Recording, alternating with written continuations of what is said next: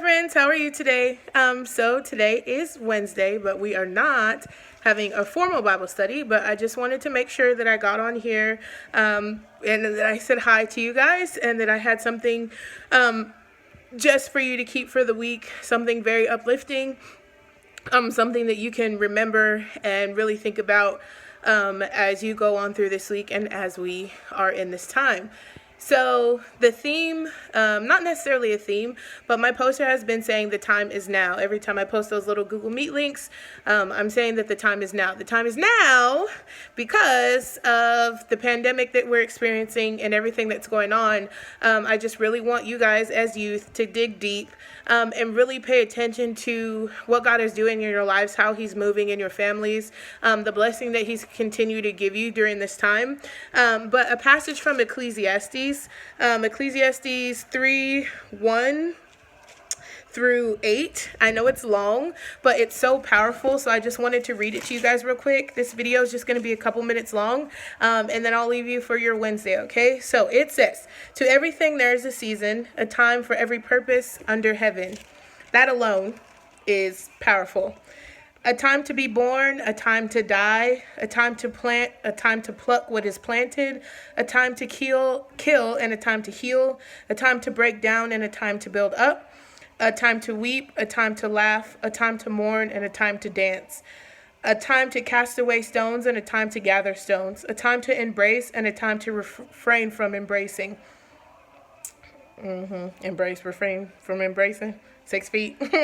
A time to gain and a time to lose, a time to keep and a time to throw away, a time to fear and a time to sow, a time to keep silent and a time to speak, a time to love and a time to hate, a time of war and a time of peace. Okay? So again, one of the most powerful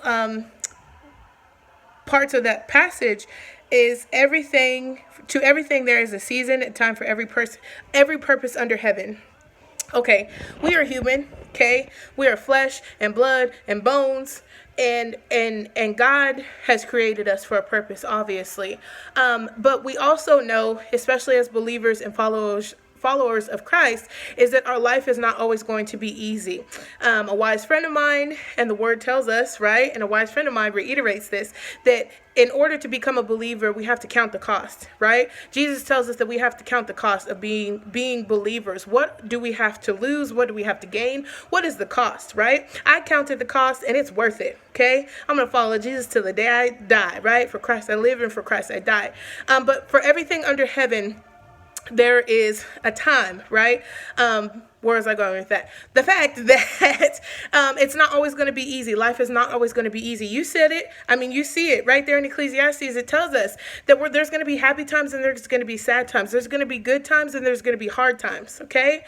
So even through this pandemic, if you are still having a good time and things are still going well for you, that's awesome, because this is the season for that. If this is a time that you are freaking out and you have anxiety and things like that, we definitely understand that. But just remember that it's everything under heaven, right?